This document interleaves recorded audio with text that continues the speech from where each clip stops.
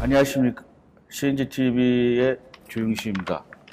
오늘 2019년 5월 20일 CNGTV 방송은 스마트 팩토리 디지털 담론이 되겠습니다. 이 담론은 우리가 생각하는 걸 얘기하는 겁니다. 무슨 결론이 있는 거가 아니고 뭐 논쟁을 하는 것도 아닙니다. 그래서 오늘 그 스마트 팩토리의 대단한 두 분을 모셨습니다. 그래서 이번 방송에서 스마트 팩토리에 발표해 주실 그리고 토론 담론을 해주실 분은 전 스마트 공장 추진단장이신 박진우 교수님과 그다음에 ACS 이게 바로 다 아시죠? 차석근 부회장님이십니다.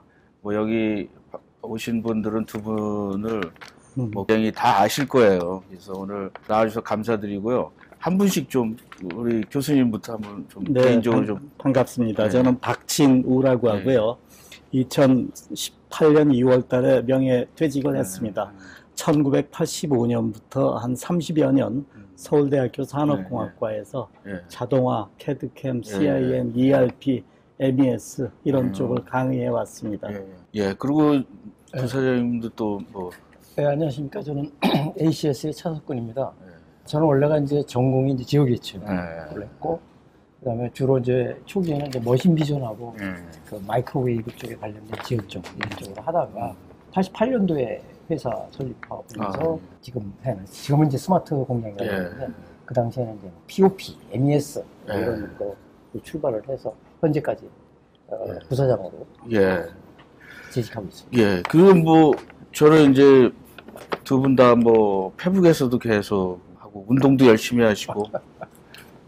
뭐 우리 교수님은 요즘에 뭐 어떤 그룹 이런 걸 하시는 거가 있으십니까? 그렇습니다. 명예퇴직했지만은 서울대학교의 공학전문대학원이라고 있는데 거기에 제가 지금 매뉴팩처링 스마트 제조의 트랙 주임 교수를 해달라고 해서 명예직이지만 하면서 시간 강사 일하고 있고요.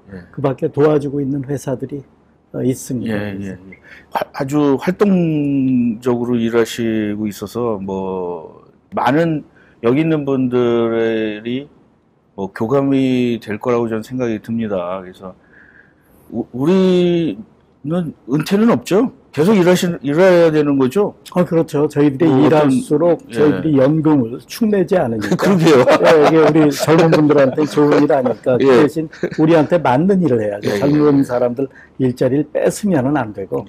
저는 두 분에 대해서 굉장히 좀 존경하는 거가 뭐냐면은 이제 약간 꼰대 기질이 없으신 것 같아요. 되게 민주적이고 이렇게 좀 자상하실 더라고요, 이게. 그래서 뭐, 야, 이건 내가 옛날에 뭐 이거 했어, 뭐 이런 느낌이 안 나는 거가 굉장히 좋더라고요, 이게.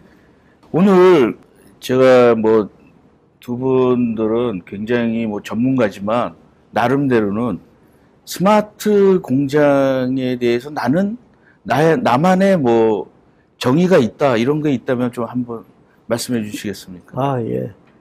우선 제가 먼저 할까요? 네, 순서는 그냥 제가 이렇게 짧게 얘기하면은 국제적으로 경쟁력이 있는 공장이 스마트 공장입니다. 그렇죠. 짧게 아주 중국보다 잘하면 우선은 그러나 베트남이나 또는 인도가 쫓아오고 있으니까 계속 잘하셔야 될 거고 다른 방법으로 또 정확하게 얘기 드리자면은 기존의 자동화 정보화 기술을 최대한 활용해 가지고 생산성이 높은 공장 그 다음에 유연성이 높은 공장. 유연성. 이 부분이 특징이 있습니다. 세 번째가 환경 친화적인 공장. 유연성이 왜 중요하냐면은 제가 94년경에 완전 로봇가 로봇을 조립하는 공장을 일본에 가서 본 적이 있어요.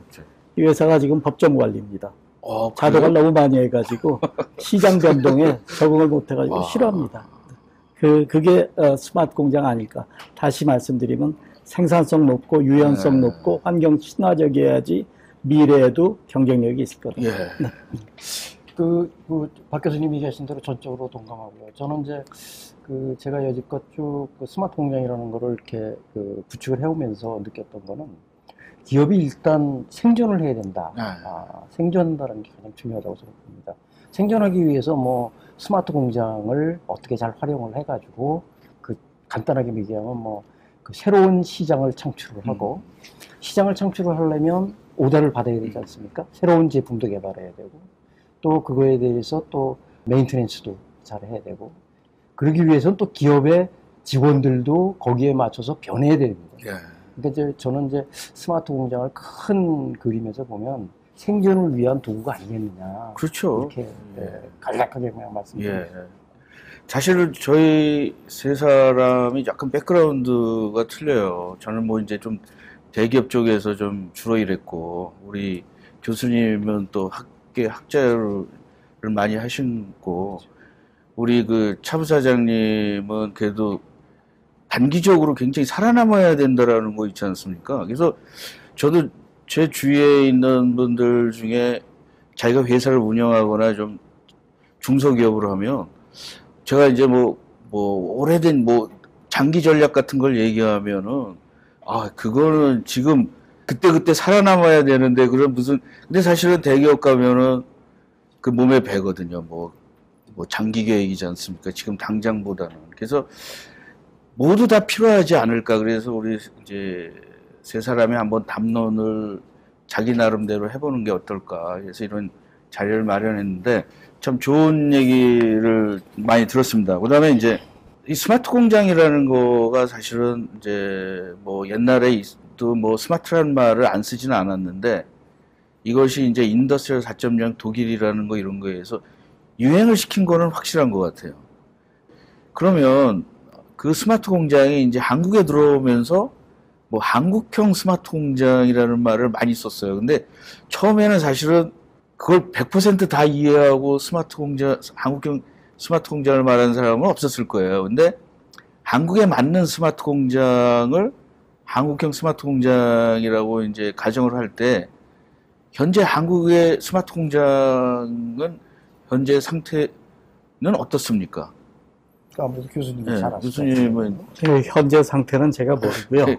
제가 2015년 6월 달부터 2017년 말까지 스마트 공장 추진단 단장을 하면서 한 5천 개 정도의 기업을 스마트 공장이 되는 테두리 안에 올려주는 그런 작업을 했습니다.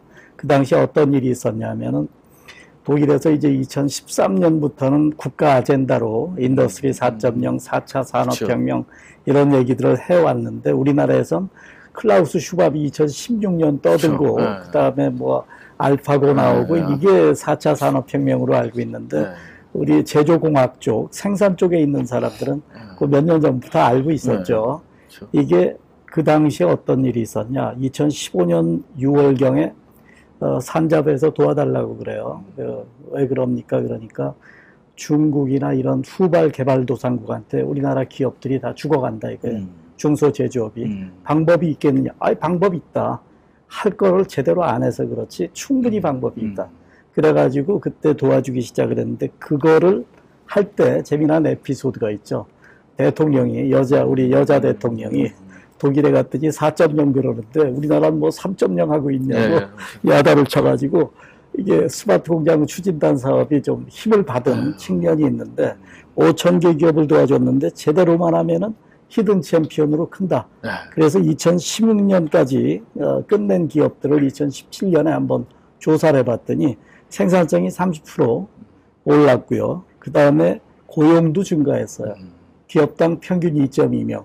이게 뭐 매출도 줄던 회사가 점점 내려가고 있었어요. 15년, 14년 이렇게 내려가고 있던 회사가 증가하거든요. 이거 말이 되는 얘기냐? 저는 그때 그랬어요. 지금 30% 오른 거 가지고 얘기하지도 마라. 100년쯤 전에 경영 컨설팅을 시작한 사람이 있는데 저희 산업공학의 시조입니다. 테일러 시스템인데 이 사람이 2배 이상 안 올린 회사가 없어요. 100% 안 올린 회사가. 지금은 자동화 정보화도 있는데 3배는 올릴 수 있다. 저는 그렇게 생각을 합니다. 네. 우리 많은 스마트 공장의 솔루션이나 뭐 이런 걸 공급하셨고 또 굉장히 많이 어떤 강의도 많이 하셨어요. 근데 한국형 스마트 공장에 대해서 뭐 어떻게 무조건 잘 되고 있습니까? 아니면 뭐 어떤 생각을 좀 가지고 있으신지? 항상 모든 게 양면이 있는 거예요. 좋은 게 있으면 나쁜 게 있고 그런데 저는 이제 교수님이 아까 좋은 점을 이제 얘기하셨는데 크게 하셔도 돼요. 좋은 점을 말씀하셨는데 좀 부정적인 측면으로 좀 말씀드릴게요. 제가 2001년도부터 사실 생산정보화라는 사업을 쭉 했었어요. 했는데 그 당시에 이제 구축한 기업들을 조사를 해보니까 2년 정도 지나고 나서 재조사를 하니까 못 쓰는 기업들이 굉장히 많더라고. 그래서 왜 못 쓰느냐 라는 거를 제가 조사를 쭉 했어요. 한 50%가 그 당시에 뭐 이건 공식적인 건 아닌데 제가 들은 바로는 한 50% 정도가 문제가 뭐냐면 그 공급한 기업이 도산을 했어요. 그래가지고 메인테넌스를 못한 거예요.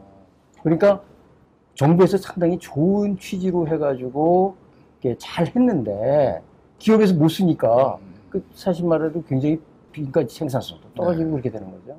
그리고 또 그 중에 또 50%가 또 뭐 때문에 못 쓰느냐 봤더니 거기에서 그걸 관리하던 사람이 이직을 했어요. 그렇죠. 그게 굉장히 중요한 중소기업은 이게 문제예요. 그러니까 중소기업은 인력도 부족하고 돈도 없고 이러다 보니까 이제 그런 점들이 조금 어떤 그 보완되고 잘 되면 아까 교수님이 얘기하신 대로 잘 쓰는 기업도 많아요. 저희 고객들 중에 많은 기업들이 잘 쓰고 있습니다. 그리고 글로벌 기업으로 지금 가고 있고 그래서 그런데 이제 그런 것들을 잘만 보완하면 더 좋은 부분이 되지 않을까 이렇게 개인적으로 말씀을 드립니다. 지금 말씀하신 거가 다음 질문에도 말씀을 많이 해주신 것 같아요. 스마트 공장의 발전에 대한 조언이라는 거가 사실은 인력 수급도 굉장히 중요한 것 같아요. 중소기업 입장에서는. 여기도 한 분이 얘기를 해주셨는데 대기업과 중소기업의 스마트 공장의 접근 방법이 달라야 된다. 중소기업에서 제가 이제 심사도 저도 이게 해보면 저희 거 하셨잖아. 예. 근데 사실은 뭐 좋은 얘기만 한 스타일은 아니거든요. 그렇죠. 그래서 좀 아까도 우리 부사장님이 뭐 자기에 대해서 욕한다고 그러는데 저는 MES를 굉장히 신봉을 하는데 그것만 가지고는 그렇죠. 인력을 안 키우면서 뭐 그냥 받아들여가지고 그냥 성공할 거라고 생각하는 벤더나 뭐 다른 분들은 이게 성공해야 되니까 자꾸 좋은 점 얘기만 많이 하는 거죠. 근데 저는 PLM도 그렇고 뭐 ERP보다도 PLM이나 뭐 조금 기술적인 솔루션은 그걸 관리하는 인력이 금세 나가요. 왜냐면 그거 배운 다음에 더 큰 기업으로 가요. 이게. 그러니까 잡을 수가 없다는 거야. 그게 좀 문제인 것 같아요. 그래서 어쨌든 간에 좀 나머지는 좀 나중에 조금 더 물어보고, 인더스트리얼 4.0이 이제 뭐 여기 있는 분들은 뭐 인더스트리얼 4.0이 독일에서 어떻게 일어나는지도 다 아시잖아요. 근데 이제 이게 그동안에 우리가 알고 있는 것보다 이제 조금 더 걔네들도 그 다음은 뭐냐. 그래서 뭐 그 독일의 인더스트리얼 4.0을 하던 친구들의 이제 뭐 여지껏 우리가 알고 있는 거 그 다음의 행보에 대해서 좀 어떻게 변화가 있나요? 변화가 있죠. 네. 이 사람들이 작년에 제가 하노버 산업박람회 갔을 때 이제 들은 얘기인데 독일 말 할 줄 아시는 한국 참가자가 거기 가서 독일 사람들이 자기들끼리 얘기하는 걸 듣고 오셨어요. 근데 너무 재밌었대요. 야, 거기서 독일 사람들 중에 발표자 중에 하나가 인더스트리 4.0, 4차 산업혁명 말은 우리가 만들었는데 요새 진행되는 걸 보면 우리도 모르겠다. 이게 뭐냐. 근데 제 생각에는 그거를 자연스러운 흐름으로 봐야 되는 게 디지털입니다. 네. 디지털 기술이 계속 발전하면서 요즘의 키워드는 초연결, 초지능으로 가고 있는데 그렇죠. 독일 사람들은 자기들이 그 부분이 부족하다는 걸 알고 있어요. 그렇죠. 그리고 또 미국과 같은 그런 플랫폼이 자연적으로 만들어지는 그 정도의 이노베이션도 부족하고 자기들은 뭘 해야 될까 하면서 아까 차석근 부사장님이 말씀하신 걱정들이 많은 겁니다. 대한민국 나름대로의 걱정되는 부분들이 상당히 많은데 우리나라는 아직 제가 볼 때는 아까 80% 정도의 예전에 도와줬던 정보화 자동화 솔루션이 사용 안 되는 이유는 딴 거 아닙니다. 생산성이 올라갔을 때 그 과실을 누구가 가지느냐. 나누어 가지면은 되는데 생산성 오른 다음에 사람을 자르거나 그런 또 월급 올려달라고 나가 이래버리면 그냥 될 수 있을 것 같았지만 안 되거든. 그래서 그런 사람을 아끼는 분위기로 가면서 자동화, 정보화 솔루션을 활용한 기업들은 분명히 큽니다. 예. 그리고 과거를 묻지 마셔야 돼요. 왜냐하면 이게 과거에 잘못된 관행들이 드러날 때 이런 짓을 해서 나가. 이런 짓 하면 절대 안 됩니다. 그렇죠. 제가 스마트 공장 추진단을 하면서 아까 생산성이 오르고 그다음에 고용도 늘었다고 이런 게 제가 사장님들한테 그걸 꼭 주지시키라고 저희 그 코디네이터라고 하고 기술 전문위원들이 있는데 절대로 사람 줄이지 말라고 그래라 하면서 갔거든요. 저는 사실은 독일 그 친구들이 많아서 이제 비즈니스 같은 걸 이렇게 해보면은 우리가 인더스트리얼 4.0에 대해서 더 민감해요. 그렇죠. 근데 엔지니어링은 그 친구들은 이제 엔지니어링에 되게 민감을 해요. 왜냐하면 이게 제품을 개발해야 되니까. 근데 우리는 인더스트리얼 4.0이라는 거를 자꾸 많이 얘기를 하는데, 그래서 가끔 역으로 물어보면, 우리는 인더스트리얼 4.0에 대해서 그렇게 많이 얘기하지 않고, 지금 뭐, PDM도 얘기하고, 뭐, 디지털 기술 같은 것도 제조업도 얘기하고, 뭐, 이런 걸 얘기하는데, 우리는 너무 4차 산업이나 인더스트리얼 4.0이 디테일한 데에서 우리가 약하지 않았나. 제가 보기에는 이런 것 같아요. 스마트 공장, 그 옛날에는 이제 생산 정보화 이런 것을 함에 있어서 주로 이제 C 레벨, 다시 말해서 이제 뭐 CEO라던가 CTO라던가 이런 이 사람들이 대개가 판단이 뭘 하냐면 옆에서 하니까, 남이 하니까, 또 혹은 정부에서 돈을 대주니까 집행을 한다는 거죠. 아까도 제가 잠깐 말씀드린 것 같이 본질을 봐야 되겠 내가 왜 해야 되는데, 그렇죠.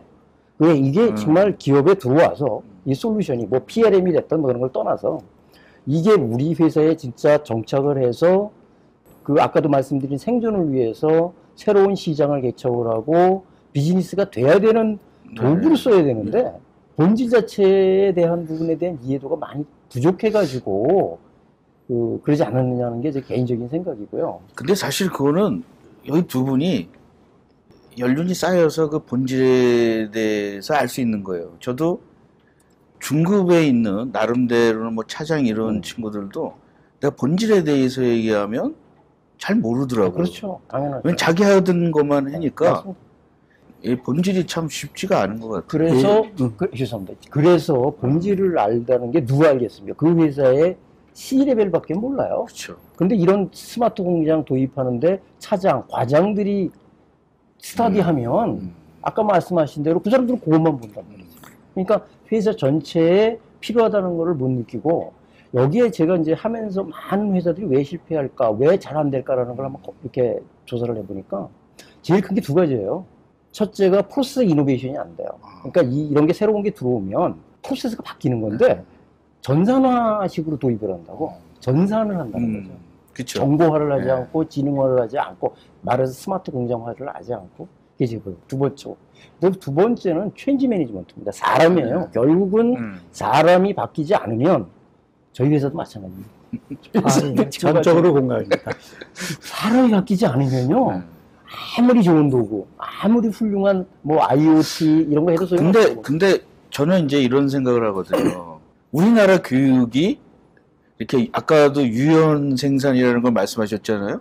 사람도 좀 유연성을 우리가 떨어뜨리는 교육이 아닐까. 그렇죠. 네, 사람이 제일 중요해요. 뭐 새로운 게 오면은 이제 다들 딱 가서 보면 저도 이제 이런 얘기는 안 하는데 이제 나이를 듣다 보니까 이 친구는 내가 볼 때는 요새 나이를 드니까 공장에 가서 이렇게 딱 얘기하다 보면 이 사람은 부장까지 할 사람, 이 사람은 뭐 이 사람은 임원 할 사람, 더 올라갈 사람 이런 사람들이 이렇게 보이더라고요. 그게 안목지입니다. 예. 저는 네. 참 우리나라가 희망적이라고 보는 게 사실은 창의력 죽이는 교육에 제일 기여를 많이 하는 부처가 네. 교육부입니다. 그렇죠. 교육부가 그렇게 망가뜨림에도 불구하고 우리들 국민들이 선천적인 창의력이 있어가지고 잘해요, 저는. 근데 저는 이제 약간 좀 걱정이 되는 게 옛날 세대들은 좀 놀았잖아요. 어렸을 때. 놀지 모르죠. 이제는 이제 놀라운 게 공부를 안 한 사람들이 훨씬 창조적인 기회가 더 생기는 거예요. 머리가 새 건데 뭐 별로 안 짜서. 예. 잘해요. 그래서 나는 어디 가서 이렇게 얘기를 하다 보면은 어떤 사람들은 이래요. 뭐 오래 한 사람들 좋아요. 전문가라고 하는데 딱 얘기하면 그거 나 다 옛날에 뭐 그 심이라는 거 있지 않습니까? 컴퓨터 뭐 그거 다 했습니다. 딱 우리 그다음에 또 가서 물으면 나 디지털 매니팩처링 다 했어요. 그래서 지금 이거 뭐 저는 다 합니다. 이렇게 얘기하더라고요. 그래서 내가 그게 아닌데 왜냐하면 그 기술은 이렇게 DNA를 가지고 이렇게 점점 하는 건데 그래서 난 가끔가다 이런 얘기해요. 요새 유행하는 거 중에 뭐 스마트폰이나 뭐 클라우드 이런 것도 다 옛날에 뿌리는 그거지만 계속 이렇게 변화하고 있는 거에 자기가 가야 된다.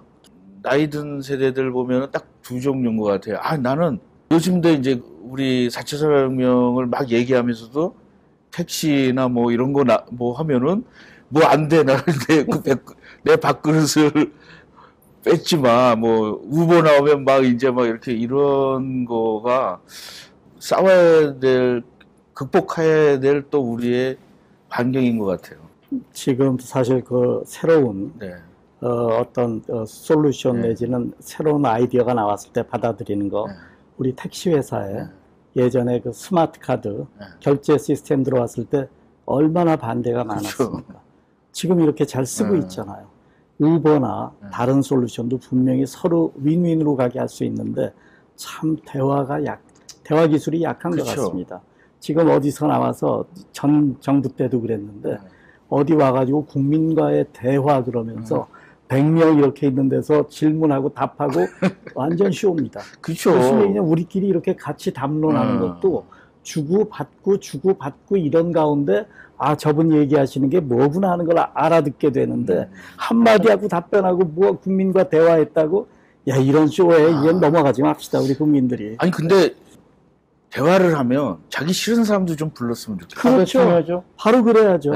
아까도 얘기한 대로. 그리고 또 예의도 지키고. 그렇습니다. 그래서 저는 이제 요즘에 제가 이 디지털 담론, 디스커스라는 걸 내가 이제 몇 년 전부터 얘기를 하는데 우리 결론을 내리지 맙시다. 왜냐면 다 다른 분야에 모두 다 했는데 자기 것만 옳다고 그러고. 그래서 저도 이제 비행기 같은 것들을 이제 팀장 이렇게 모이면 맨날 싸웠어요. 그냥. 왜냐면 자기가 중요하대. 구조는 구조가 중요한데 구조를 그 사람대로 얘기를 하면 무거워서 이게 못 나르는 거예요, 이게. 그렇죠. 그래서 그걸 이제 어느 정도 이렇게 서로 걔네들은 이제 트레이드업이라고 그러는데 약간의 그 밸런스나 뭐 이런 거가 있어야 되는데 그러면은 아까 새로운 거가 오면은 아까 우리 교수님이 말씀대로 생산성이 높여진다고 사람을 함부로 자르면은 없이 그 사람들을 뭐 교육을 트랜스퍼해서 뭘 한다든가 뭐 이런 같이 멀리 가자 이런 개념으로 가야죠. 그래서 제가 처음에 그 4차 산업에 들어왔을 때 많이 이제 얘기를 토론하면서 많이 좀 실망을 하는 게 뭐냐면 독일 가서 배워야 된다. 뭐 이게 자동화나 정보화 기술이 다인 줄 알아요. 사실은 그거는 아주 도구에 불과하고 저는 절대 무인 자동화 이런 얘기하는 기자들은 엉터리입니다. 그렇죠. 적정 자동화입니다. 그리고 지멘스의 안베르크 공장 같은 데는 뭐 가보셨겠지만은 인원이 줄지가 않았어요. 더 늘었어요. 자동화 수준도 늘고 정보화 수준도 올라갔는데 매출이 더 늘기 때문에 고용 인원도 더 늘었습니다. 한 몇 년 전서부터 중소기업들이 스마트 공장에 관심을 가진 사장분들이 이제 비용을 줄이기 위해서 자꾸 그렇게 건비가 오르니까 그런 부분들 그리고 이제 또 우리나라 기업들도 자꾸 뭐 그 핑계로다가 자꾸 외국으로 뭐 베트남이나 이런 데로 가서 제조업에 대해서 원로이신 분들이 굉장히 많이 얘기를 해 주셔야 돼요, 이게. 뭐 스마트 공장이라는 거 뭐 기술적으로만 얘기를 하잖아요. 뭐 로봇, 뭐 IoT 두 분은 사람이라고 그러잖아요, 일단. 그리고 또 우리 부사장님은 가장 중요한 생존 전략이다. 살기 위해서 하는 거지, 이거 뭐 남 보여주기 위해서 이런 건 아니잖아요. 그러면 같이 잘 살려고 하는 거예요. 생존이라는 게 굉장히 중요한 의미가 있다고 저는 생각을 자꾸만 하는 이유 중에 하나가 저희가 이제 이런 스마트 공장도 있지만 제품 혁신이라는 부분, PLM이나 뭐 혹은 어떤 그런 것들은 굉장히 중요하지 않습니까? 제품이라는 게. 결국은 회사가 살아남아서 그걸 가지고 뭔가 아까 새로운 젊은 사람들이 생각하는 사고와 제품 혁신이라는 게 결국 공정을 과거는 10개를 공정을 거쳤던 거를 2개, 3개 공정으로 만드는 것도 공정 혁신이고요. 또 반대로 제품을 기존에 쓰는 것들을 확 바꾸는 거. 그러니까 결국은 두 축이에요. 하나는 생산을 어떻게 고효율화시키는 부분이 하나 있겠고, 또 하나는 제품을 어떻게 우리한테 맞는 새로운 시장으로 확대하느냐. 이건 PLM이나 이런 데서 굉장히 잘 해줘야 될 거라고 생각을 하죠. 저는 이제 요 스마트 팩토리도 굉장히 새로운 제품 같은 것들이 선진국에서는 많이 나오잖아요. 우리가 생각하지 못했던 거. 사실 스마트 팩토리라는 말이 유행시킨 것도 스마트폰일 수도 있거든요.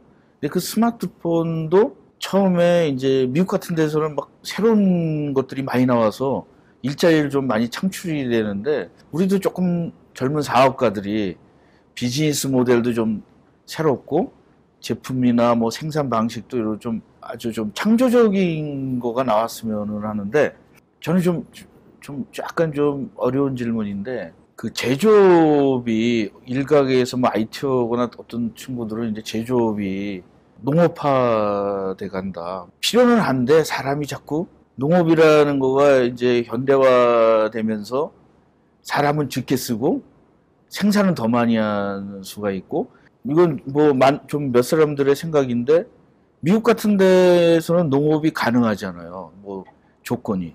그리고 제조업도 독일 같은 데에서는 미국의 농업처럼 독일의 제조업은 괜찮은데, 그 나머지 나라에서는 점점 사람은 덜 쓰고, 왜냐하면 공장 같은 데 일단 가보면 옛날에 바글바글 했던 사람, 모든 사람이 다 그래요. 옛날에 여기 몇백 명이 일했는데 지금은 거의 사람이 없다. 그러면 우리 제조업에서 조금 사람들을 많이 창출하려면은 어떤 쪽이 좀 한국에서 필요할까? 글쎄요. 저는 이제 두 가지, 아까 이제 하나는 이제 그 우리가 스마트 공장이라는 거를 가지고 사람의 수를 줄인다라는 관점에서 보면 자동화하고 뭐 이런 부분으로 가는데, 스마트 공장에는 큰 그 광의에서 시스템을 그렇게 보면 아까 이렇게 트랜스포메이션이거든요. 디지털로 트랜스포메이션을 하면 저희도 마찬가지입니다. 저희 회사 내에서도 과거에 우리가 시스템 사업부라는 게 있는데, 시스템 사업부에서 하드웨어를 팔았어요. 근데 그거는 이제 부가가치가 없거든요. 바꿔야 돼. 뭘로 바꿔야 되느냐? 고부가가치적인 거로. 지금 우리가 아까 얘기하신 대로 그 고용 창출하고 좀 더 새로운 걸 하려면 서비스, 그 다음에 서비스를 그냥 제조업하고 엮는, 우리가 서비스타이제이션이라고 그러는데, 그런 것들로 새로운 모델을 만들어야 되고, 그러면은 아까 사람이 바뀌어야 된다는 그 사람이, 아까 저희 회사도 시스템 사업부가 이런 그 부가가치 높은 쪽으로 변하는 것 같이, 우리 공장에 있는 분들도 이쪽에 있는 분들 인력을 그쪽 서비스타이제이션 쪽으로 바뀔 수 있다 그러면, 제가 보기에는 지금 그 옛날에 우리 가발 공장이나 뭐 염색 공장에 수많은 사람들 쓰는 거가 아니라, 부가가치가 높아지면 리쇼도 가능하고요. 꼭 그냥 웨이버 코스트만 줄여가지고 베트남으로 가고, 지금 아프리카 가야 됩니다. 베트남이 아니라.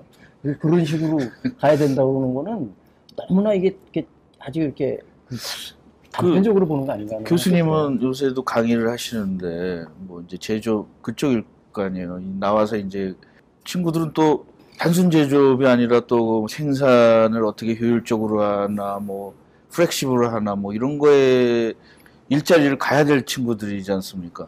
어떤 조언을 어떻게 하시겠습니까? 그럼요. 지금 그 예전에는 우리나라에서 스타킹이나 이제 그 포장하고 이런 TV 조립하고 이런 거 할 때 이제 사람들이 많이 필요했는데, 요새는 설계를 바꿔가지고 조립 작업을 아주 쉽게 해가지고 버티는 데까지 버티다가 이제 일부 나가기 시작하는데, 더 아이디어를 내야죠. 그래서 일자리를 유지해야 됩니다. 미국 같은 나라에서 만든 자동차가 한국보다 디자인도 좋고, 회사 이름은 우리 회사인데, 우리나라 회사인데 생산성도 높아요. 그 가격에 이게 가능하단 말이냐? 우리는 지금 기름이 너무 많이 껴 있습니다. 노동 현장에. 그리고 또 아이디어도 좋은 쪽으로 가서 신제품을 설계도 해야 되고 만드는 것도 가야 되는데, 아까 잠깐 그 4차 산업혁명 얘기 독일에서 시작했다고 했는데, 혹시 여러분들이 슈퍼마켓 가시면은 이게 비누 거품부터 뭐 독일 제품들이 가끔 홍산품이 있습니다. 독일 회사 이름이에요.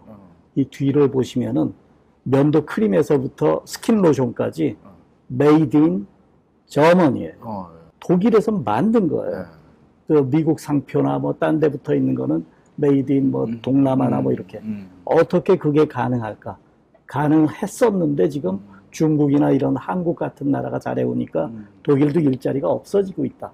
독일의 그 제품들을 보면 설계도 다릅니다. 아까 이 4차 산업혁명 얘기를 단어를 스마트 공장 단어를 처음 꺼낸 사람 중에 하나가 카거만이라고 헤닝 카거만이라고 이 사람이 SAP 회장이었고 공학알림원 회장이었던 분이 얘기한 게 What is smart factory야 하고 내가 영어로 물어봤더니 둘만 있을 때예요. 제품부터 스마트해야 된다. 그렇죠. 모든 제조 프로세스도 스마트해야 된다. 로지스틱도 스마트해야 된다. 이런 게 다 스마트한 게 스마트 공장이다. 그러면 그거 하나의 비전 아니냐? 얘기 꺼낸 사람이 그래 물론이다. 하나의 비전이다. 그러니까 그쪽으로 가기 위해서 우리들이 뭘 해야 하는 거는 여기 질문에도 있지만은 대기업, 중소기업 스마트 공장이 목표가 아니고 스마트 공장은 도구니까 우리 공장을 스마트하게 만드는 건 뭐 짧게 얘기하면 스마트한 사람만 있으면은 그러면 스마트 공장 되는 거 아닙니까? 네. 그 말씀하신 거에서 지금 저도 이제 생각이 나는데 어디서 이렇게 좀 스마트한 제품이라고 그럴까? 요새 이제 장사가 잘 되고 좀 4차 산업에 필요한 용품을 만드는 회사의 스마트 공장은 잘 운영이 된대요. 근데 이제 우리가 생각할 때 약간 사양 산업인데서 스마트 팩토리를 들여오면 그냥 사람을 줄여서 빨리 하는 거가 돼버린다라는 거죠. 그게 제가 아까 말씀드린 왜 하느냐라는 걸 근본적인 거를 생각해야 된다고 합니다. 왜 그냥 스마트 공장 아까 금방 얘기했죠. 옆에서 골프 치면서 사장님끼리 골프 치면서 핸드폰 가지고 아 우리 공장 지금 잘 보인다. 이거 스마트 공장 아닙니다. 아까 얘기하신 대로 제가 그 하나 예제를 들게요. 우리 고객사 중에 여러분들 자동차에 보면 안테나 있습니다. 옛날에 라디오를 탁 키면요. 안테나가 쫙 올라갔습니다. 멋있었죠. 그 회사 스마트 공장 하겠다고 하는 게 지금 맞습니까? 제품이 바뀌었습니다. 금방 아까 교수님 얘기한 대로 혁신이 됐어. 어떻게? 지금 안테나가 다 다이얼로 저기 뒤에 그 창문 뒤에 유리창에 닫혀 있다고. 안테나 없어졌다니까. 근데 그 회사가 지금 스마트 공장으로 아까 안테나 계속 만들면 되겠습니까? 이게 바로 그 점이에요. 지금 제품이 바뀌어야 되고 공정이 바뀌어야 된다는 그런 관점에서 자꾸만 접근을 해야지 스마트 공장에 뭐 MES가 어떻고 PLM이 어떻고 CRM이 어떻고 SCM이 어떻고 이거는 그렇게 내가 보기에는 중요한 부분이 아니라고 봐요. 저도 이렇게 심사를 하다 보니까 어떤 데는 참 스마트 공장에 들어가면 성공할 수 있는데 조그만 화장품 회사인데 사실 화장품도 화공 회사잖아요. 근데 야 이거는 스마트 공장하면 굉장히 성공할 수 있겠다라는 느낌이 오는 데가 있고 또 하나는 아까처럼 이제 뭐 제품이 스마트하지 않은데 뭐 이걸 도입을 해서 IT도 다 관리가 안 되니까 정부 돈을 좀 해가지고 그 IT화하자고 하는 분들도 있고 그러니까 뭐 가지각색이니까 야 이거는 끝에 나중에 잘 안 되면 벤더 회사한테 돈도 안 주는 데도 있다고 그러더라고요. 그게 아까 얘기한 대로 50% 실패하는 중에 회사가 그렇다. 그래가지고 야 이거 심사를 좀 내가 후배들한테 야 잘해야 되지 않냐. 그 친구들은 이제 뭐 삼성에서 일하다가 또 왔으니까 곧 자기가 또 거기 공무원인 분들도 어느 정도 지나면 돌아가야 되는데 우리나라는 그 임시직이잖아요, 그게. 그러니까 이제 조금 하다가 좋은 게 좋은 거다 이러고 가려고 그러는데 나는 이 바닥에서 이제 오래 하니까 이거는 분명히 이거는 실패할 방향으로 가고 있는데 걱정이 되는 거죠. 그래서 이제 여기 이제 질문들을 굉장히 열심히 해주시는 분 이렇습니다. 한번 뭐 다 보시죠, 이게. 네, 좋습니다. 네, 네. 여기서 조금 뭐 하나하나 뭐 보면서 갈까요? 위에서부터 먼저 볼까요? 아니면 뭐 아래부터 밑에부터 보시는 게 나을 것 같아요. 윤석원님은 박 교수님 말씀한 대로 평범에서는 스마트 팩토리가 기회가 느껴집니다. 사장님이 절대 이걸 동의해 주셔야 됩니다. 그리고 이렇게 뭐 대기업 아까 답이 나온 겁니다. 김성용 씨 질문하신 거는 각자가 다 다릅니다. 중소기업끼리도 다르고요, 대기업들끼리도 다릅니다. 제가 한 질문은 이제 처음에는 저도 이제 그 책을 쓰면서 저도 지멘스도 근무를 했으니까 우리나라에서 왜 지멘스 같은 기업이 안 나오냐? 삼성이 반도체 쓰면 제조업에서도 좀 커다란 기업이 하나 나와가지고, 그리고 독일 같은 데 보면은 우리가 굉장히 크다고 생각했는데 가보면 크지도 않아요. 그러면 히든 챔피언. 히든 챔피언 같은 데 보면 제가 알고 있는데 또 지방에다 있고. 그래서 제가 뭐 바다 이런 거 기르는데 거기 들어가는 모든 장비 독일제. 결국 싼 거 사면 다시 사야 돼요. 한 1, 2년 후에. 그게 뭐 펌프니 뭐니. 그래서 제가 관심 있어서 가보면 자기 아버지, 할아버지부터 했던 작은 회사들이에요. 근데 그 분야에서 그 기계는 명기예요, 그냥. 그래서 내가, 우리나라도 좀 이런 기업들이 좀 나와야 되지 않냐. 그러면서 나는 이제, 몇 사람들이랑 그 책을 내면서, 우리나라 대기업 중에 좀 머시닝 센터 이런 것들이나 이런 정밀기계 이런 거를 지멘스처나 이런 회사처럼 좀 큰 회사들이 좀 투자해야 되지 않을까. 왜 작은 회사뿐만 아니라 그랬는데 다들 관심이 없대요. 예를 들어서 LG전산 이런 데도 우리는 그 관심 없습니다. 그래서 많은 사람들이 실망을 했는데 어떻게 보세요? 우리나라도 좀 큰 회사들이 생산 기계를 만들거나 생산 인프라를 만들거나 클라우드 그 SAP처럼 클라우드 인프라를 제공해 주거나 로보트 회사나 이런 것들이 나올 확률에 대해서 어떻게 생각하십니까? 이제 아무래도 이제 사업 쪽이 제가 말씀을 드리면 할 것 같은데 저희 회사가 32년째 이 업무만 하고 있어요.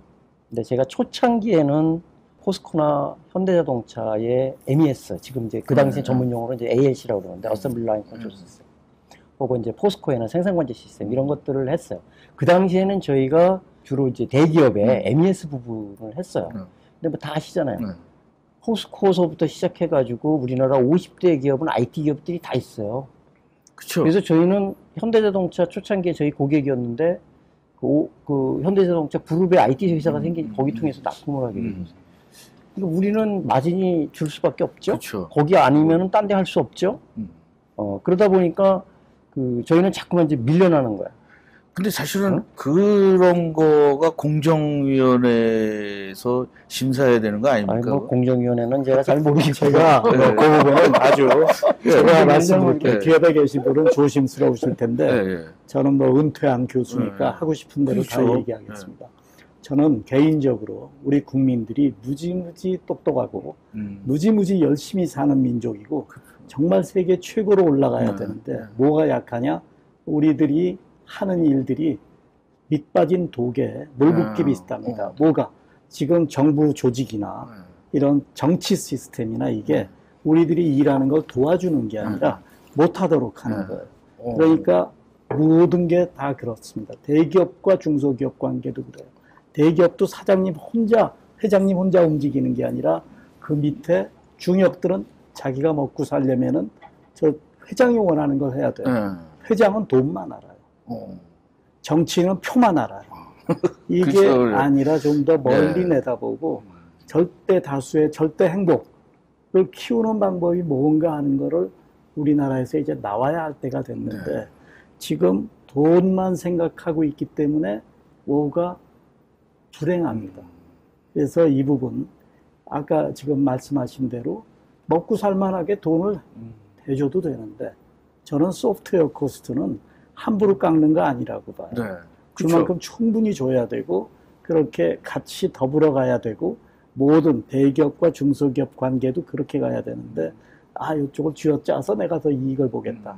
같이 키워주지 않고는 결국은 우리 중소기업이 다 죽어버리면은 중국에서 부품을 수입해서 제품을 만드는 순간 대기업도 다 끝납니다. 그러니까 그 생각들을 하셔야 될 거라고 믿습니다. 어디서 얘기를 했는데 어떤 교수인가 지금 이 젊은 친구들은 걱정 안 해도 된다. 취직이 다 된다. 조금 있으면 단 그 중국 회사에 가서 일할 수 있다. 이런 얘기를 농담으로 얘기한 적이 있는데 비즈니스를 해봤어요. 근데 진짜 아까 말대로 모든 재벌들의 IT 회사가 있어요. 근데 저기 한 것도 아니고 통과세만 받는 거예요, 이게. 맞아요. 그걸 웃기는 거잖아요. 그래서 큰 회사를 다니던 사람들은 그거에 대해서 무감을 하다가 자기가 나와서 비즈니스를 다 할 때 보니까 아니 뭐 삼성에 들어가려면 SDS 뭐 LG 뭐 이런 것들 그게 좀 심하고 심하지 않은 데가 있을 뿐인데 심한 그룹도 있고 좀 덜 심하진 않은데 그게 이제 관행이 많이 돼버린 것 같아요. 그래서 어떻게 보면 이제 IT 우리 하는 사람들도 얘기가 그것이 우리나라가 IT 회사가 커지지 못한 그 원인 중에 하나다 이런 얘기들을 하더라고요. 저는 이제 또 그 제 입장에서 그냥 좀 얘기를 하면 그건 이제 푸념하는 얘기일 수도 있어요. 왜냐하면 그러니까 대기업이 그러니까 너희들은 못 살았어라고 이제 푸념할 수 있는데 반대적으로 또 제가 생각을 하면 우리가 실력을 진짜 갖추면 진짜 가치를 딜리버리하면 그런 부분들 인정받을 수 있을 거라고 또 반대로 생각은 해요. 물론 이제 아까 그 성행세라는 부분에 대해서는 좀 다른 얘기 같고. 근데 이제 제가 최근에 조금 하나 그 긍정적으로 좀 보는 것 중에 하나가 저희도 이제 임원들이 바뀌지 않습니까? 옛날에 고정적인 아까 그 회장을 봐야 되는 그런 분들에서 이제 새로운 사람들로 이렇게 바뀌면서 제가 이제 어떤 그 H 회사, 로봇 회사를 제가 말씀드릴게요. 거기는 저희하고 상생을 합니다. 왜 그러냐 하면 그 사람들이 이 소프트웨어 전문적인 사람들이 진짜 필요한 거예요. 스마트 공장을 하려고 그러니까.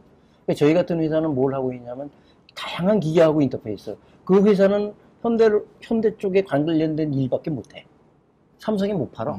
그러니까 우리 보고 뭐라 그러냐면 그 ACS가 이런 거 잘하고 있다며. 그러면 그런 거 해가지고 니들이 글로벌에 팔고 이런 얘기의 상생 모델도 나오더라고요. 그래서 이게 제가 생각하면서 아까 물론 그런 것을 우리가 잘못됐다는 얘기도 할 수 있지만 우리가 그런 그 독특하게 제가 이제 요새 제 스마트 공장에서 합성하고 얘기하는 게 산업군별로 잘하는 게 있습니다. 저희가 그런 것들을 잘하는 거를 빨리 찾아가지고 집중화하자라는 거를 좀 해야 될 필요성도 있다고 저는 봅니다. 물론 뭐 아까 그 그룹이 뭐 정책적으로 그런 게 잘한다고 얘기하는 건 아닌데 또 이제 반대적으로 얘기하면 우리가 또 잘해서 우리가 그거에 대한 준비를 그 서로 상생할 수 있는 부분을 찾아서 잘하는 부분에 집중하면 좀 그 상생 전략으로 그런 부분이 나오지 않을까 이렇게 생각도 해봅니다. 중소기업 같은 경우에는 스마트 공장은 이제 국가에서 나름대로 지원을 하고 그러는데 이제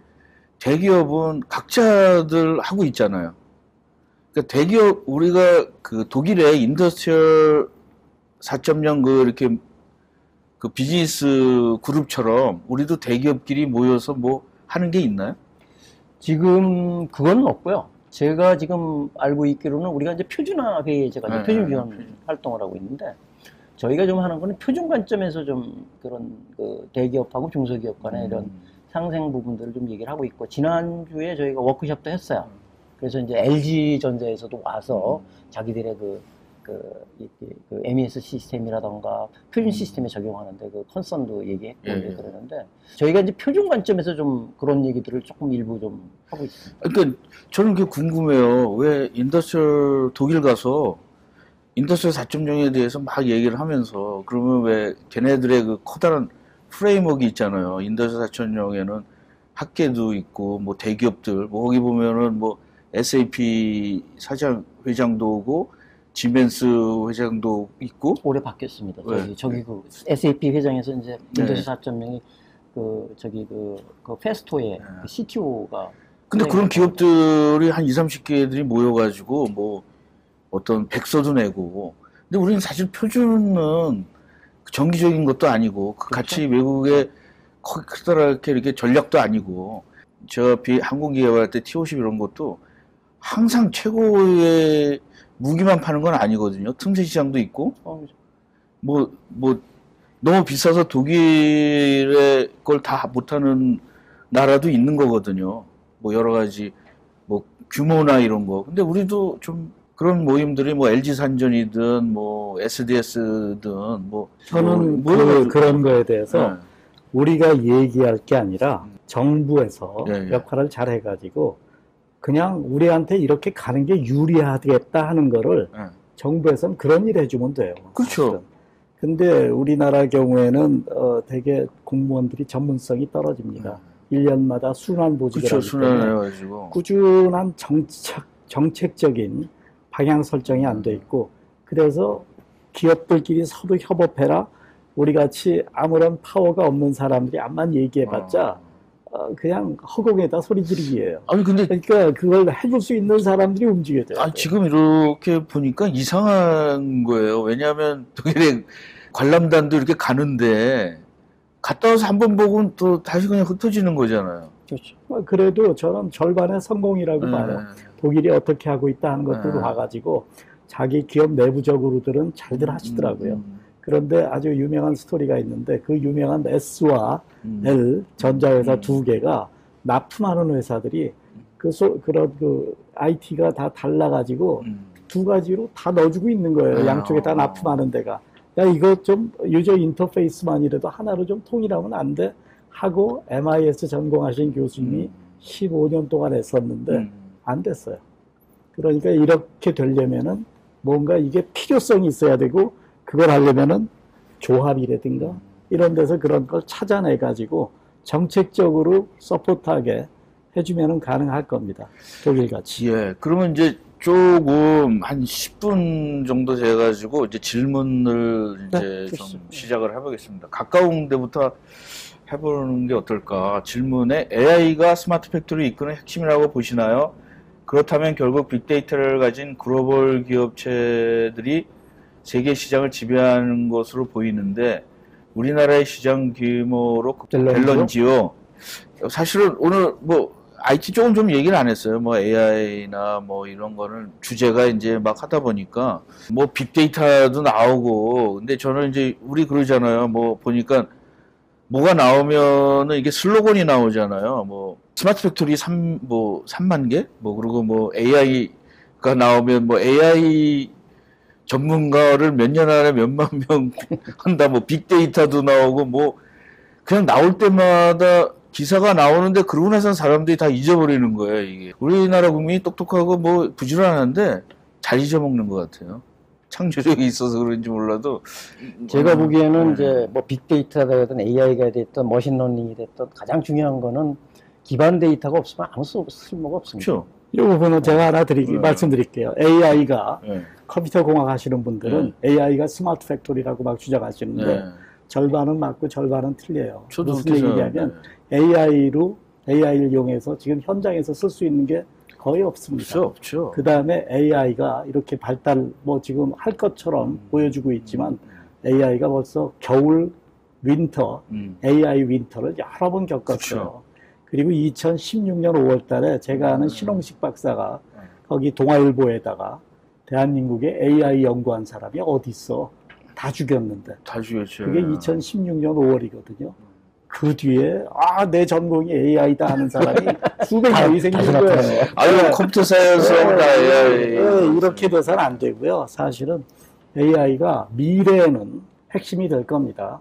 그러나 아직은 아니고요. 그쵸. 거기 그 전에 우리나라는 커넥티드 팩토리도 안 돼 있어요. 수기로 이렇게 뭐 리포팅하고 이런 상태부터 벗어나셔야 되고 수기로 하던 거를 컴퓨터로 넣어주면은 현장이 보이기 시작합니다. 현장이 보이기 시작할 때 서로 싸우면 안 됩니다. 너 과거에 왜 이랬어? 뭐 이런 거 하시지 말고 앞만 내다보고 우리가 지금 필요한 게 뭐지? 우리가 뭐가 약하고 뭐가 강하지? 이런 것들. 옛날에 밸런스드 스코어 카드라는 게 기업 그 점수죠. 유행했던 시절이 있어요. 그쵸. 사람들 다 까먹었어요. 기본이거든요. 재무적 관점에서, 고객 관점에서, 그리고 내부 프로세스 관점에서, 그리고 우리 직원들의 교육 가능성 관점에서 우리 회사가 얼마나 강하냐. 다 까먹고 있잖아요. 네, 그것만 다시 보셔도 거기에 지금 우리들이 얘기하는 자동화나 정보화 기술이 얼만큼 도움을 주고 있었고 거기에 얼만큼 관심 가지고 있지? 그러면서 우리가 스마트 공장 얘기하고 있어. 이런 것들을 한번 우리들이 뒤돌아봐야 돼요. 또 윤원성님이 좀 이런 얘기를 해주는데 이제 이게 짧게 얘기하다 보니까 자기 얘기를 만나서 하지 않기 때문에 그 내용을 다 이해하기는 쉽지 않아요. 그걸 감안해서 볼 때 참사님 맞지만 현대 대기업 공장이 다 외국으로 나가는 추세입니다. 결국 글로벌 탑 티어가 못 되면 아까 말씀하신 순식간에 기업 생존에 문제가 되니까 제 짧은 소견으로 결국 결론이 부정적으로 귀결이 됩니다. 오늘 오신 패널분들 좋은 의견을 기대합니다. 뭐 이런 어떤 거든지 뭐 부정적인 거인 거 뭐가 있는 거죠. 거기서 우리는 자기만의 생존법을 자기가 발견을 하는 거지 남이 해주는 건 없는 거잖아요. 그래서 오늘은 굉장히 다양한 게 한 번도 생각해 보지 않은 부분들을 얘기를 해주는 거가 저는 담론이라고 생각을 합니다. 스마트 공장은 아주 뭐 대단히 새로운 걸 하는 게 아니고 제가 도요타 생산 시스템을 제조업 현장에서 굉장히 존경의 눈으로 감탄하면서 보는데 다이치 오노레는 그 핵심 역할을 하신 분이 한 얘기가 기억이 나는 게 있습니다. 자기 동료 중에 하나가 독일에 자동차 연수를 갔다 와서 얘기하는 게 야, 내가 독일 보니까 우리 일본 사람보다 3배는 더 일을 잘하는 것 같아. 그런데 독일 사람들이 그러는데 미국 사람은 자기들보다 3배 더 일 잘한대. 그러면 뭐야? 다이치 오노가 볼 때, 일본보다 미국이 10배 더 일 잘한다는 거 아니야? 정말 미국 공장에 가서 보고, 맞네. 우리가 이렇게 낭비가 많았네. 지금 제가 아까 30% 생산성 올린 거, 이건 시작에 불과하다 했는데, 저는 정말 지금 해외로 나갈 게 아니라, 우리가 지금 원가 절반으로 줄일 수 있으면은 매출이 늘 거야? 3분의 1로 줄이면. 전 가능하다고 봅니다. 이 김동환님이 질문을 너무 많이 해주셔가지고 아니 많아가지고 이제 이걸 다 익히는 좀 어렵고 그러네요. 네. 품종에 따라 자동화가 가능한 업종이 있지만 그것이 안 되는 한계가 있는 분이 있습니다. 사실은 네, 여기 있잖아요. 이게 우리 이 방송이 어려운 게 여기 계신 분들이 다 현업에서 자기 나름대로 일하시는 분들이에요. 그래서 그렇죠. 뭐 자기 업종에서 남보다 잘하면 돼요. 그렇죠. 네, 이 부분. 그다음 위원께 스마트 공장 사례가 있으면 요거 이제 나중에 질문을 해주시고 지금 이거를 다 얘기하기는 좀 어려운 것 같고요. 그러면 스마트 프로세스와 스마트 팩토리 솔루션이 같이 가주는 겁니다. 우리 일하는 방법도 달라져야 되고. 근데 이제 또 요게 우리가 다 대답해 줄 수는 없는 건데 이제 여기 이런 질문을 하셨어요. 요새 이제 5G다. 통신이 공장에 도입되면 사이버 세큐리티 심각성이 더욱 심각해질 수 있습니다. 그렇다면 대안이 무엇인지요? PLM, MES, 뭐 팝, ERP 이 제대로 5G와 연동돼서 합리적인 스마트 팩토리가 운영되는지요? 사실은 미래가 되겠죠. 지금 그 사이버 그 시큐리티 관계는 이미 그 표준 쪽에서 관점에서 보면 표준이 있어요. 그래서 우리나라도 스마트 OPC UA나 뭐 이런 쪽으로 가면 트랜스포트 레이어 거기서 단계에서 벌써 다 암호화되고 가기 때문에 나머지 부분들을 들여다보셔야죠, 이제. 그래서 이제 그런 그 스마트 공장 전체 IT 시스템에 대한 보안 이런 것들이 미국 같은 데는 벌써 표준으로 이렇게 만들어져 가지고 한국에서도 이제 그 표준들을 갖다가 어떻게 접목할 건가. 그렇지 않아도 이 5G 때문에 그 스마트 산단 이쪽에서도 하나의 타픽으로 이렇게 이렇게 어떻게 적용할 건가 고민들 하고 있고요. 5G에 대해서 저도 고민이 하나 있어요.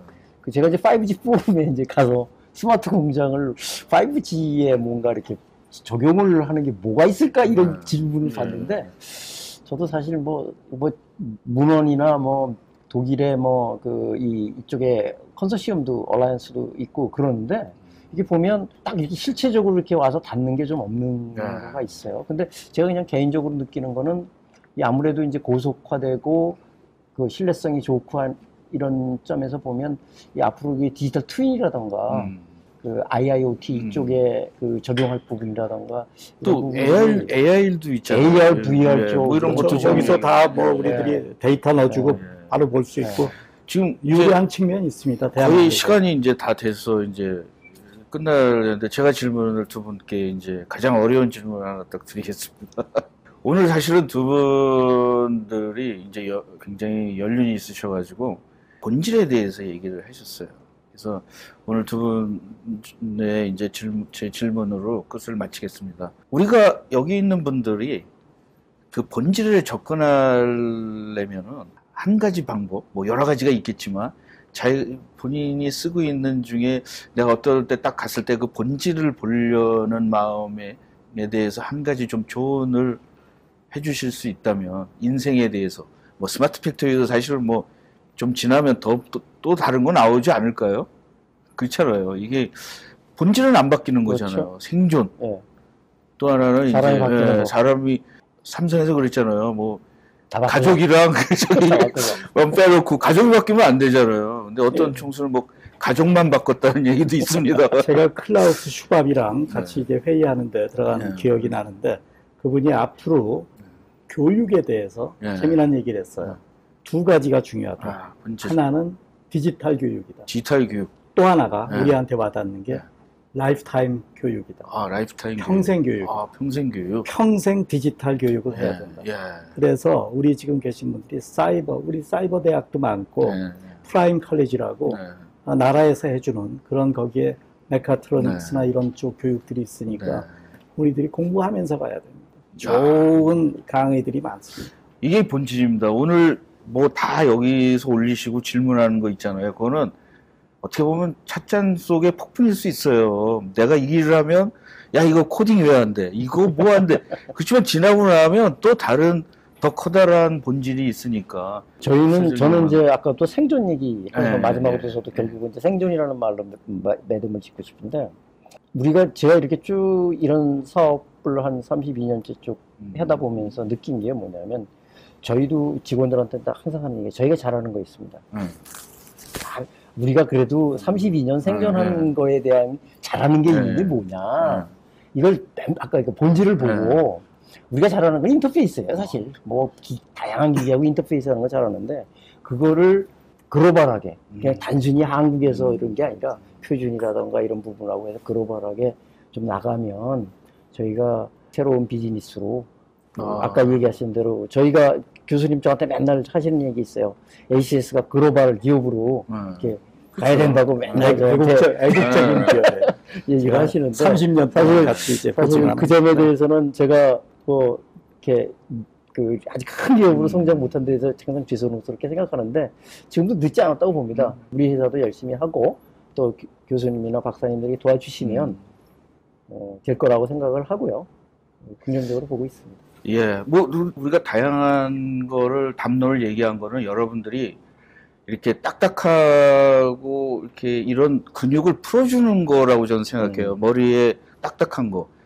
어떤 거는 자기가 딱딱해진 사람일수록 무슨 얘기가 나오면 굉장히 야 아니야 틀렸어 뭐 얘기하지 마 이렇게 되는데 좀 여기서 좀 유연한 뇌를 가지신 분들은 그래 내가 이거는 몰랐네. 그렇죠. 이건 내가 저 사람이 틀릴 수 있어. 나는 내가 내 나름대로는 요거로 살았어. 오늘 가장 중요한 건 끝에 두 분이 말씀하신 그 디지털 교육, 평생 교육, 또 하나는 인터페이스입니다. 이것은 오늘 방송에 다른 건 다 잊어버려도 요 끝은 잊지 마셔야 될 것 같아요. 오늘 방송은 여기까지 하겠습니다. 오늘 시청해 주셔서 감사합니다. 네, 감사합니다.